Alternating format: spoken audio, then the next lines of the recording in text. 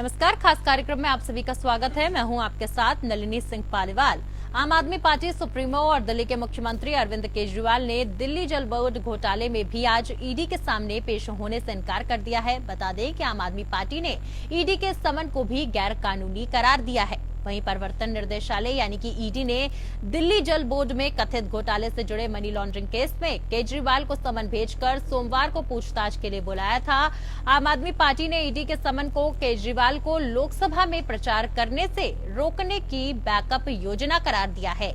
ED के समन के अनुसार केजरीवाल को आज एपीजे अब्दुल कलाम रोड स्थित ईडी दफ्तर में पेश होकर पीएमएलए के प्रावधानों के तहत अपने बयान दर्ज कराने के लिए कहा गया था, लेकिन मनी लॉन्ड्रिंग कानून के तहत दर्ज ये दूसरा मामला है जिसमें केजरीवाल को पूछताछ के लिए बुलाया गया और वो नहीं गए। बता दें, इससे पहले उन्हें शराब घोटाले से जुड़े मनी लॉन्ड्रिंग केस में पूछताछ के लिए समन जारी किया गया था। केजरीवाल इस मामले में अब तक 8 समन को अवैध बताते हुए एजेंसी के सामने पेश नहीं हुए हैं। केजरीवाल को इस मामले में 9वां समन जारी कर उन्हें 21 मार्च को पूछताछ के लिए बुलाया गया है। वहीं बता दें आपको कि आम आदमी पार्टी ने केजरीवाल के न जाने की जानकारी देते हुए ईडी के इस समन को गैर कानूनी बताया है।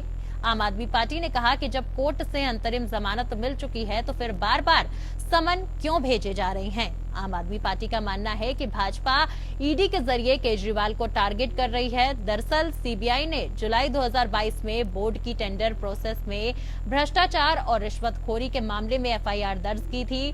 सीबीआई के एफआईआर को आधार बनाकर ईडी ने दिल्ली जल बोर्ड की टेंडर प्रक्रिया में अनियमितताओं के 2 अलग अलग मामलों की जांच शुरू की थी।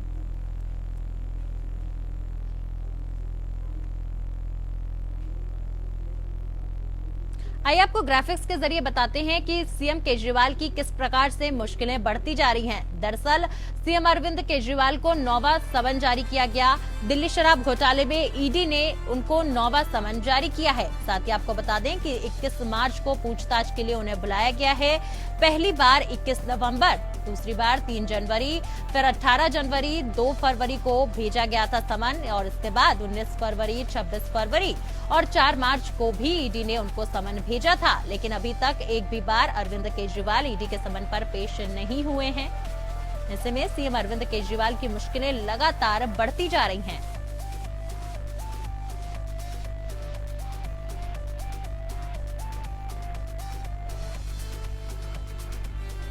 आपको बता दें कि सीएम अरविंद केजरीवाल को 9वां समन ईडी भेज चुकी है, लेकिन अभी तक इन 9 समन में से किसी भी समन पे सीएम केजरीवाल पेश नहीं हुए हैं।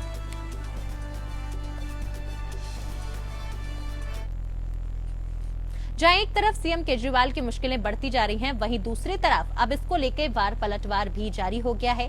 आज इसी पर चर्चा करेंगे खास कार्यक्रम में। खास कार्यक्रम में चर्चा के लिए हमारे साथ खास मेहमान जुड़ चुके हैं। सबसे पहले आप सभी का उनसे परिचय करा दूं। हमारे साथ बीजेपी नेता प्रदीप सिंह जी मौजूद हैं। प्रदीप सिंह जी, बहुत बहुत स्वागत है आपका। वहीं कुछ ही समय में हमारे साथ आपके प्रवक्ता चिराग सेठी जी भी जुड़ जाएंगे। सबसे पहले प्रदीप जी, मैं यही पूछना चाहूंगी कि देखिए, केजरीवाल को लगातार समन पर समन जारी हो रहे हैं और अब दिल्ली जल बोर्ड मामले में भी आज ईडी ने उन्हें पूछताछ के लिए बुलाया था, लेकिन वो पेश होने नहीं जा रहे हैं। और एक तरफ दूसरी ओर आप लोगों पे इल्जामात लगा रहे हैं कि बीजेपी और केंद्र सरकार जो है वो ईडी का गलत इस्तेमाल कर रही है। जब से अरविंद केजरीवाल जी आए हैं, आने से पहले क्लियर चलता था हम राजनीति बदलने आए हैं, हम राजनीति बदलने आए हैं। तो वाकई में इन्होंने बहुत कुछ बदला है। सरकारी संस्थाओं का अपमान करना, उनकी अवमानना करना, और वो करते करते यहाँ तक आ गए कि दिल्ली की जनता का सम्मान इन्होंने खो दिया। तो शायद दिल्ली की जनता को पहले पता होता कि किस प्रकार की राजनीति करने आए हैं तो इनको न चुनती। बहरहाल अब आप देखिए कि कोई भी विवेकशील व्यक्ति जिसको कि भारत के संविधान का थोड़ा सा स्नातक स्तर के भी छात्रों के बराबर ज्ञान होगा, तो वो कौन सी लॉजिक से अरविंद केजरीवाल जी को डिफेंड करेगा। आप एक प्रदेश के एक प्रदेश तो नहीं कहा जा सकता, केंद्र शासित है दिल्ली, तो जो जगह बचती है कैंट और नई दिल्ली की भूमि को छोड़ करके वहां से आप मुख्यमंत्री चुने जाते हैं। मुख्यमंत्री हैं आप, और वहां के युवाओं के लिए जो स्कूलों में पढ़ रहे हैं या जो अभी अपने रोजगार के लिए संघर्ष कर रहे हैं या प्रयत्नशील है, उनके लिए आप क्या मॉडल दे के जाना चाहते हैं? आप कौन सी नजीर प्रस्तुत करना चाहते हैं? आपने क्या उल्टा सीधा ऐसा नहीं किया जो कि जिसके कारण से आपका सम्मान रोका जा सके? अब अरविंद केजरीवाल जी जिस जिद पे है कैसा इनका गठबंधन है, कैसे इनके आदर्श हैं, ये इस समय तो समझ पाना मुश्किल है। आज ही की ताजा तरीन खबर है कि आदरणीय उच्च न्यायालय ने इनके एक मंत्री को, जो कि स्वास्थ्य के नाम पे जेल पे थे, बाहर पैरोल पे थे, उनको आदेश दिया। आज तक हमने कहा कि भाई किसी को बुलाया जाता तो वो चुपचाप चला जाता था, उसकी पैरोल खत्म होती थी। पर क्या बात हो गई कि आदरणीय उच्च न्यायालय को इनको जो है बताना पड़ा कि अब आप वापस जाइए, सरेंडर करिए जेल में। यानी कुछ न कुछ जरूर न्यायालय को पता रहा होगा, जिससे कि ये सबूतों से छेड़छाड़ या कुछ इस तरह की बात कर रहे होंगे। मैं डिटेल में नहीं जाऊंगा, ना ही मैं उस पर चर्चा चाहूंगा, लेकिन इस समय कह देना ही न्यायालय का ये ऑब्जर्वेशन ही अपने आप में एक बहुत बड़ी बात कह देता है, जिससे कि ये पता लग सके कि इनकी नीयत, इनकी चाल और चरित्र कैसे। ठीक है, तो दिल्ली की जनता को जितना ये ठग सकते थे इन्होंने ठग लिया, जितना ये अपमानित कर सकते थे इन्होंने अपमानित कर लिया। अब चूंकि क्या है कि सरकार में है तो बहुत सी नीतिगत चीजें आपके हाथ में है, बहुत आपके पास पावर है और आप उस पावर का बेजा इस्तेमाल कर रहे हैं। तो इससे ये चूंकि चुनावी समर है, हम चुनावी लोकतंत्र के सबसे बड़े त्योहार में हम निकल चुके हैं, अब नोटिफिकेशन जारी हो चुका है, तो निश्चित तौर पे चुनाव आयोग को इस बात का भी संज्ञान लेना चाहिए। उससे पहले तो देखिए जनता जनार्दन है, बाकी सारी एजेंसियां संज्ञान लें न लें, लेकिन जनता सबसे बड़ा संज्ञान लेने का काम जनता करती है। और जनता जिस हिसाब से अपने मन को बना रही है, जिस प्रकार से आप संविधान की अवमानना कर रहे हैं, जितने गंभीर आरोप हैं आपके ऊपर, तो वो भाई जाती है बात की बिना आग से धुआं नहीं होता। तो जनता के बीच में ये सब बातें होती रहती हैं और जनता अच्छी तरह से समझती रहती है आपकी करनी और आपकी करनी में कितना अंतर है। कितनी बार आप माफी मांग चुके हैं, लेकिन किसी व्यक्ति का अपमान करें तो माफी मांगे, ये बात समझ में आती है। लेकिन अगर आप संवैधानिक संस्था का अपमान करेंगे तो वो तो कानून के हिसाब से चलती है और वहां पे आप चिट्ठी लिख के यू टर्न नहीं ले सकते। अगर कंटेम्प्ट ऑफ कोर्ट होता है तो आपके उसके कॉन्सिक्वेंसेस झेलने पड़ेंगे, उसके परिणाम आपको देखने पड़ेंगे। और जिस प्रकार से आप हीरो बनने का प्रयास करते हैं हर बार, और जिस प्रकार से आप जनता को भ्रमित करने का प्रयास करते हैं, सांसें नहीं होती है लेकिन फिर भी बोलते बोलते वॉल्यूम डाउन हो जाता है। दिल्ली की जनता ये भी सब देखती है कि किस प्रकार से आप मफलर पहन के आए, सादा कपड़े पहन के आए और किस तरह से आपने जनता को भ्रमित करके उसके अधिकारों को लूटा है। किस प्रकार से जनता के कर के पैसों या केंद्र सरकार जो पैसा भेजती है राज्यों को चलाने के लिए, उसका आपने किस प्रकार से दुरुपयोग किया है, ये जनता देख रही है, समझ रही है। और कोई भी बात, देखिए माननीय उच्च न्यायालय के आदेशानुसार कोई नई स्कीम, कोई नई योजना, कोई नई बात आती है तो सबसे पहले केंद्र राष्ट्रीय राजधानी में उसको लागू किया जाता है। अब हमें क्या पता था, दिल्ली की जनता को क्या पता था कि ये नई तरह की राजनीति लेकर के आ रहे हैं, तो ये सारी चीजें दिल्ली में ही शुरू करेंगे, सारे खुराफात दिल्ली में ही शुरू करेंगे, सारे पाप दिल्ली में ही शुरू करेंगे। अब देखिए, ठीक है, देखिए आपकी बातों से साफ जाहिर हो रहा है सर कि आपने कहीं ना कहीं आम आदमी पार्टी की मंशा पर और पार्टी दोनों पर ही सवाल उठा दिए हैं। बहरहाल हमारे साथ आम आदमी पार्टी से प्रवक्ता घनेंद्र भारद्वाज जी जुड़ चुके हैं। घनेंद्र भारद्वाज जी, बहुत बहुत स्वागत है आपका। घनेंद्र जी, देखिए एक बार फिर से ईडी का समन भेजा गया और केजरीवाल इस बार भी पेश नहीं हो रहे हैं। ऐसे में कई सारे सवाल उठ रहे हैं कि आखिर जब कुछ नहीं किया है तो फिर पेशी क्यों नहीं दे रहे हैं अपनी? देखिए, आज इनकम टैक्स डिपार्टमेंट जो है वो भारतीय जनता पार्टी का, ईडी, इनकम टैक्स, सीबीआई, ये सब भारतीय जनता पार्टी के कार्यकर्ता बन चुके हैं। अब इन्फोर्समेंट डायरेक्टरेट जो है वो एक्सटॉर्शन डिपार्टमेंट के रूप में काम कर रहा है। लोगों को पहले नोटिस भेजता है, उसके बाद लोगों से उगाही करता है। ये इन्फोर्समेंट डायरेक्टरेट का यही काम रह गया है। और जब 1 अप्रैल को किसी केस में, उसी केस में जो भारतीय जनता पार्टी ने तथाकथित शराब घोटाला है, 1 अप्रैल की डेट कोर्ट ने डाली है। कोर्ट में हेयरिंग चल रही है, कोर्ट में वो मामला सब जुडिशियल है। जब कोर्ट में मामला सब जुडिशियल है, जब कोर्ट में हेयरिंग चल रही है, तो बीच में ईडी को संबंध नहीं किया जरूरत थी। उसके बाद जल बोर्ड का एक नया इन्होंने निकाल लिया, जल बोर्ड में भी कुछ हुआ, उसमें भी ईडी का संबंध भेज दिया, क्योंकि एक दिन पहले अरविंद केजरीवाल जी को बेल दी कोर्ट ने। कोर्ट में जैसे ही बेल मिली तो भारतीय जनता पार्टी को ये समझ में आ गया, भारतीय जनता पार्टी की ईडी को समझ में आ गया कि शराब घोटाले में अरविंद केजरीवाल को अरेस्ट नहीं कर पाएंगे, क्योंकि अरविंद केजरीवाल को कोर्ट ने रिलीफ दे दिया है। इन्होंने एक नए घोटाला बना के उसमें ईडी से समन करवा दिया। अब भारतीय जनता पार्टी और मोदी जी का एक ही मकसद है कि कैसे अरविंद केजरीवाल को जेल में डाल दो। आज से नहीं कर रहे, 2015 से जब से दिल्ली में हमारी सरकार बनी है तब से ये लोग अरविंद केजरीवाल जी और आम आदमी पार्टी के पीछे पड़े हैं हाथ धो के कि किसी तरीके से अरविंद केजरीवाल को खत्म कर दो, किसी तरीके से आम आदमी पार्टी को क्रश कर दो, बुलडोज कर दो। क्योंकि भारतीय जनता पार्टी को लग रहा है कि अरविंद केजरीवाल का जो मॉडल है, जो Arvind Kejriwal model of governance है, जिसमें गरीब के बच्चे को अच्छी शिक्षा देने की बात हो रही है, जिसमें गरीब के बुजुर्ग को अच्छा इलाज देने की बात हो रही है, जिसमें वीमेन एम्पावरमेंट के लिए हम 1000 रुपये महीना महिलाओं को देने जा रहे हैं, जिसमें हम महिलाओं की बस यात्रा फ्री कर रहे हैं, जिसमें हम बुजुर्गों की तीर्थ यात्रा फ्री कर रहे हैं। आज दिल्ली जो है, दिल्ली के मॉडल को कश्मीर से लेकर कन्याकुमारी तक हर आदमी अडॉप्ट कर रहा है। तो मोदी जी को लग रहा है कि Arvind Kejriwal model of governance जो है, ये मोदी जी के विजयी रस को रोक सकता है। मोदी जी को कोई चैलेंज कर रहा है, कोई मोदी जी की आंखों में आंखें डाल के बात अगर देश में कोई नेता करता है तो उसका नाम अरविंद केजरीवाल है। अरविंद केजरीवाल से चुनाव में जीत नहीं पाते। लगातार दिल्ली में हमने 4 चुनाव हराए हैं इनको, और चुनाव ऐसे नहीं हराए, हिस्टोरिकल मैंडेट के साथ 70 में से 67 सीटें दिल्ली के लोगों ने आम आदमी पार्टी को दी। 70 में से 62 सीटें थी, और वो भी तब जब अमित शाह और नरेंद्र मोदी घर घर पर्चे बांट रहे थे, घर घर पर्चे बांट रहे थे कि वोट दे दो, वोट दे दो। लेकिन दिल्ली के लोगों ने रिजेक्ट कर दिया भारतीय जनता पार्टी को। और दिल्ली में कोई भारतीय जनता पार्टी थोड़ी चुनाव लड़ती है, अमित शाह मोदी चुनाव लड़ते हैं।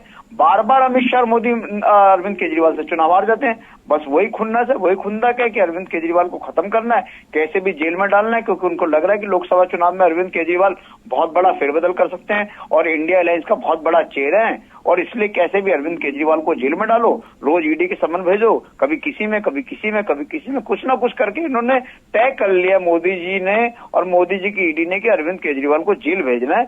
और ये उसके लिए उन्होंने एक बाकायदा एक स्क्रिप्टेड स्टोरी है, उस स्क्रिप्टेड स्टोरी पे इन्फोर्समेंट डायरेक्टरेट, सीबीआई, इनके सब लोग काम कर रहे हैं। आप देखते हैं, हम लोग तो कानून के तरीके से कानून को मानने वाले लोग हैं, और ऐसे जो इलीगल नोटिस और इस तरीके की जो इलीगल सम्मन ईडी के, अब तो देश जान चुका है ईडी का मतलब क्या, ईडी को पैसे दो। इसी पर प्रतिक्रिया ले लेते हैं प्रदीप जी से। प्रदीप जी, देखिए 2 सवाल यहाँ पर जो है हमारे सहयोगी घनेन्द्र जी ने खड़े कर दिए। उन्होंने कहा कि देखिए ईडी के समन को केजरीवाल को लोकसभा चुनाव में प्रचार करने से रोकने का बैकअप योजना करार दिया है आम आदमी पार्टी ने। और दूसरा सवाल ये खड़ा किया कि आप लोग जो है वो दिल्ली मॉडल से डर रहे हैं। देखिए, अरविंद केजरीवाल जी गोवा में चुनाव करने गए, गुजरात में गए, बोल रहे थे सरकार बनने वाली है। पंजाब की स्थिति अगर मैं आपको बताऊं तो कांग्रेस से इनका गठबंधन है, और पंजाब में एक दूसरे की जो है किस प्रकार से चाहते हैं कि आप सदन की कार्रवाई जो पूरे विश्व ने देखी उसको देखेंगे तो पता लगेगा कि मुख्यमंत्री और लीडर ऑफ अपोजिशन के बीच में कितनी सेल्फ टिप्पणियां हुई थी सदन के अंदर। तो ये जो मॉडल पेश करना चाह रहे हैं ना, इनकी जो मंशा है वो जनता भांप चुकी है। और दिल्ली छोड़ करके पंजाब, चलिए इसमें इनकी है कि इनकी सीटें हैं, हम स्वीकार करते हैं, लोकतांत्रिक व्यवस्था है, कहाँ की जनता ने इनको स्वीकार किया है। और पंजाब की जनता इस समय त्राही त्राही कर रही है कि हमने एक ड्राइवर खड़ा कर दिया। अब मान साहब वहां से आते हैं जहाज लेके, तो अरविंद केजरीवाल जी उड़ते हुए जाते हैं दूसरी जगहों पे। तो इनके नए नए नुस्खे, नए नए बहाने हैं। जनता की जो असल की बात है उससे इनका दूर दूर तक का कोई लेना देना नहीं है। किस प्रकार से सरकारी संसाधनों का इन्होंने दुरुपयोग किया है। अब पता है, ईडी सीबीआई से बोलते हैं, बात करते हैं कि ये हमारे कार्यकर्ता बन चुके हैं। अरे भाई साहब, वो संवैधानिक संस्थाएं हैं और संविधान में कॉन्स्टिट्यूशनल रेमेडी सबके लिए है। अगर किसी को बुलाया जाता है तो व्यक्ति, ऐसा नहीं होता है कि केवल जांच चल रही है उससे पहले ही उसको सजा हो जाए। अरे जांच में तो सहयोग करिए, आप साफ पाक हैं तो आप बाहर निकल आएंगे, किसने मना किया है। लेकिन अगर आप जांच में भी सहयोग नहीं कर रहे हैं और इस प्रकार से एक्सक्यूजेज बनाए जा रहे हैं तो जनता क्या समझेगी। जनता का तो सीधे से कहना है कि आप सिर्फ दाढ़ी में तिनका है ही और वो दिख रहा है। 7-8 बार किसी समन को अवॉइड करना, ये कहाँ की समझदारी है। ऊपर से आप अपने आप को बहुत पढ़ा लिखा प्रदर्शित करते हैं, बहुत कट्टर ईमानदार प्रदर्शित करते हैं। कि जहां ईडी के समन को एक तरफ गैर कानूनी आम आदमी पार्टी करार रही है, वहीं दूसरी तरफ आम आदमी पार्टी पर कई सारे सवाल बीजेपी उठा रही है। उनका कहना है कि अगर संलिप्तता नहीं है तो आखिर समन भेजे जाने के बावजूद ईडी की तरफ से आखिर क्यों अरविंद केजरीवाल पेशी में नहीं जा रहे हैं। ऐसे में घनेन्द्र जी, आपका ही रुख में करना चाहूंगी कि एक के बाद एक समन जा रहे हैं, और देखिए बीजेपी के नेता कह रहे हैं कि अब आप लोग जो है वो कानून का सम्मान भी नहीं कर रहे हैं, क्योंकि इतनी बार समन जा रहे हैं फिर भी पेशी के लिए अरविंद केजरीवाल नहीं पहुंच रहे हैं।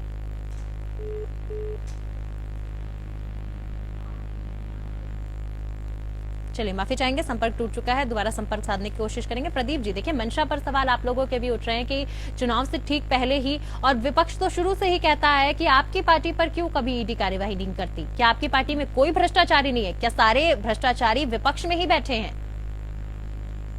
देखिए, कर्नाटक चुनाव से ठीक पहले भारतीय जनता पार्टी के नेता के पुत्र पे कार्रवाई हुई थी, वो पकड़े गए थे और सभी प्रावधानों के अनुरूप उन पर कार्रवाई हुई थी, कोई स्किप नहीं किया था। और पूरे ईडी के केस में 1% से भी कम पॉलिटिकल केसेस हैं।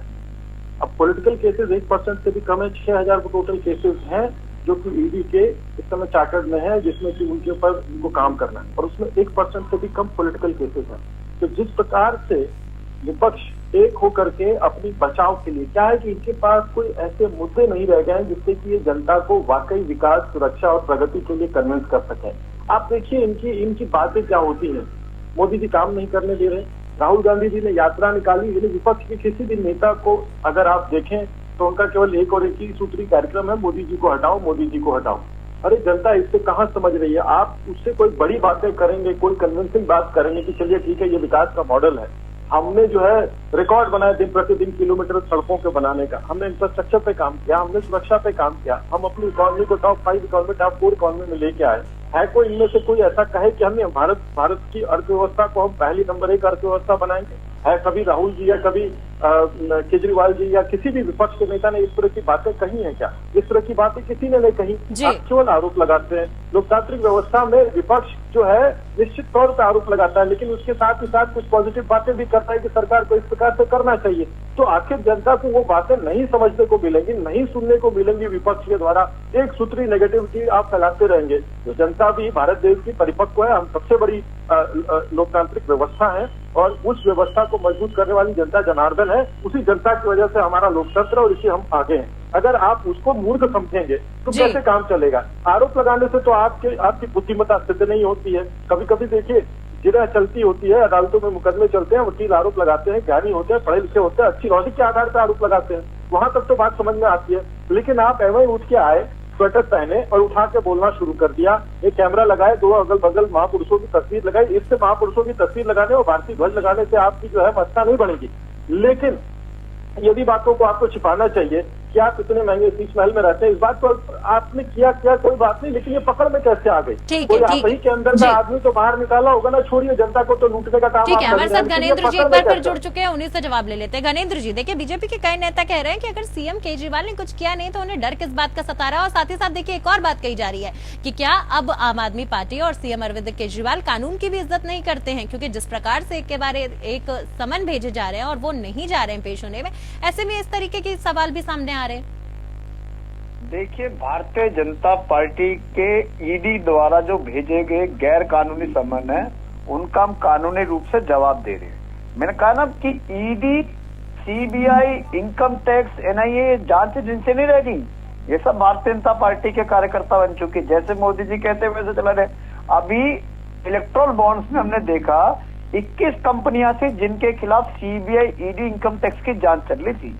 उनके ऑफिसों में जाके सीबीआई, इनकम टैक्स, ईडी छापा मारती है, और छापा मारने के बाद वही कंपनियां भारतीय जनता पार्टी को इलेक्ट्रल बॉन्ड्स में चंदा देती हैं और उसके बाद उनके खिलाफ कार्रवाई रोक देती है। इस तरीके का नरेंद्र मोदी जैसे कोई अपराधी होता है ना, क्रिमिनल जिस तरीके से गैंग ऑपरेट करता है, ऑर्गेनाइज तरीके से एक्सटॉर्शन गैंग चलाता है, वही काम नरेंद्र मोदी कर रहे हैं। एक्सटॉर्शन गैंग चला रहे हैं, और उनके शार्प शूटर्स कौन है?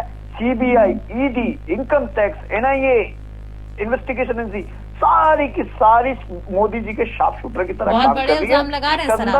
नहीं, मैं कह रहा हूँ मोदी जी का 2 ही काम है मोदी सरकार में, चंदा दो, धंधा लो। चंदा दो मोदी जी को, धंधा ले जाओ। और दूसरा, मोदी जी की सीबीआई, ईडी, इनकम टैक्स जो इनके शार्प शूटर्स है, ये जाके लोगों को लोगों को घर 3 बड़े नेताओं को अब तक बेल दे पाई है। क्या कारण है?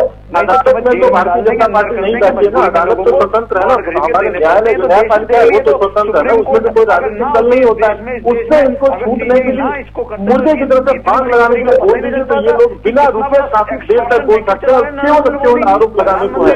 ये इतने स्तर से नीचे गिर जाएंगे। राजनीति में कम से कम थोड़ी सुविधा बरतनी चाहिए। मैं उस स्तर से मेरी शब्दावली प्रदीप जी, इस तरीके से किसी की भी आवाज नहीं आ रही, कुछ भी समझ नहीं आ रहा। प्रदीप जी सुन लेते हैं ना, उसके बाद आपकी प्रतिक्रिया ले लेंगे। गणेंद्र जी, देखिए सवाल तो आप लोगों पर भी बहुत सारे उठ रहे हैं। आप लोग तो नारा ही यही लेकर आए थे कि आम आदमी पार्टी, आम आदमी की आवाज बनेंगे, लेकिन उसके बाद शीश महल जैसे घोटाले, दिल्ली शराब नीति घोटाला, तो ऐसे में कई सारे सवाल आप लोगों पे भी उठ रहे हैं। जिस दिल्ली मॉडल की आप लोग दुहाई देते हैं, वो दिल्ली मॉडल कहाँ है सर? देखिए, भारतीय जनता पार्टी का काम है आरोप लगाना, और किसी को भी आप अपराधी तब तक नहीं कह सकते जब तक वो कन्विक्ट ना हो। आरोप तो किसी के ऊपर भी लगा सकते हैं, आपके मालिक के ऊपर लगा देंगे, चैनल के ये तो जांच में तो जाएंगे ना सर, के ऊपर लगा देंगे। क्यों पूछताछ के लिए नहीं पहुंच रहे अरविंद केजरीवाल? जांच में, गैर कानूनी जांच में थोड़ी जाएंगे। जांच में सहयोग करने तो मनीष सिसोदिया भी गए थे, संजय सिंह भी गए थे, उठा के जेल में तो डाल क्या दिया। यही डर आम आदमी पार्टी को सता रहा है कि अगर संलिप्तता पाई गई तो अरविंद केजरीवाल की गिरफ्तारी हो जाएगी और लोकसभा चुनाव में फिर पार्टी का बंटाधार हो जाएगा? सुन लो, आपको पता है देश में करप्शन ऑफ प्रिवेंशन एक्ट है, करप्शन प्रिवेंशन एक्ट है, जिसका काम होता है देश में अगर कहीं कोई करप्शन हुआ है, भ्रष्टाचार हुआ है, उस कानून के अंतर्गत एफआईआर होती है, उस कानून के अंतर्गत प्रोसीडिंग होती है। लेकिन जब से मोदी सरकार आई है, एक भी भ्रष्टाचार से रिलेटेड मुकदमा करप्शन प्रिवेंशन एक्ट में दर्ज नहीं हुआ। सारे मुकदमे ईडी दर्ज कर रही है पीएमएलए में। क्यों दर्ज कर रही है? क्योंकि पीएमएलए में जमानत नहीं मिलती, इसलिए पीएमएलए में मुकदमे दर्ज हो रहे हैं, करप्शन प्रिवेंशन एक्ट में नहीं हो रहे। करप्शन प्रिवेंशन एक्ट जब सीआरपीसी में, आईपीसी में है, तो आप भ्रष्टाचार के मुकदमे पीएमएलए में क्यों दर्ज कर रहे हो? क्योंकि पीएमएलए में बेल नहीं मिलती, इसलिए ईडी मुकदमे दर्ज कर रही। ये भारतीय जनता पार्टी की क्रोनोलॉजी है, इसको देश को समझना पड़ेगा। चलिए कम शब्दों में जल्दी से प्रदीप जी। देखिए, इनके दूसरे मामलों पे इतने बड़े बड़े और ज्ञानी वकील जाते हैं, क्या इन मामलों में उन वकीलों का संज्ञान या ज्ञान एकदम शून्य हो गया क्या? डर किस बात का है? आपके पास तो फौज है वकीलों की, आपके गठबंधन में कांग्रेस है, उनके तो हर नेता ही वकील है, आपके पास इतने वकील करने की क्षमता है, तो आखिर वो आपकी सच्ची बातों को, अगर सच्ची बातें हैं तो डिफेंड क्यों नहीं कर पा रहे? आप ही के अनुरूप अगर माना जाए तो ये बातें झूठी हैं, तो क्या वो वकील किसी सच्चे आदमी को बचा नहीं पा रहे, या आपके कहने पे कोई वकील तैयार नहीं हो रहा है? इसका भी कोई लॉजिकल जवाब है आपके पास? केवल आरोप लगा देना, आपने खुद कहा कि आरोप लगा देते हैं। अरे भाई, है ना, आइए सिद्ध करिए। मैं बार बार कह रहा हूँ कि न्यायपालिका, अगर आपके अगेंस्ट में कोई बात हो रही तो न्यायपालिका स्वतंत्र हो। न्यायपालिका ने तो आपके पक्ष में क्या जो सच था, जो न्याय था, उसको किया भी। आप लोग इतनी बड़ी बड़ी प्रेस कॉन्फ्रेंस कर लेते हैं न्यायपालिका के कार्यों पे, क्यों आप ही की बारी में न्यायपालिका पीछे हट जा रही है? या आपको अपने आप पे भरोसा नहीं, अपनी सच्चाई पे केवल कहते रहते हैं? तो अगर आप सच है तो न्यायपालिका पे भरोसा करिए और आइए इस फ्रंट पे। ये क्यों बार बार चलिए, बड़ी माफी के साथ आप दोनों को रोक रही हूँ, वक्त का अभाव है। आप दोनों का बहुत बहुत शुक्रिया हमारे साथ जुड़ने के लिए। अब देखना बेहद दिलचस्प होगा कि आगे की कार्यवाही और आगे के समन का भी जवाब अरविंद केजरीवाल देते हैं या इसी प्रकार से वो आगे की समन में भी नहीं जाएंगे। बहरहाल खास कार्यक्रम में मेरे साथ बस इतना ही। नमस्कार।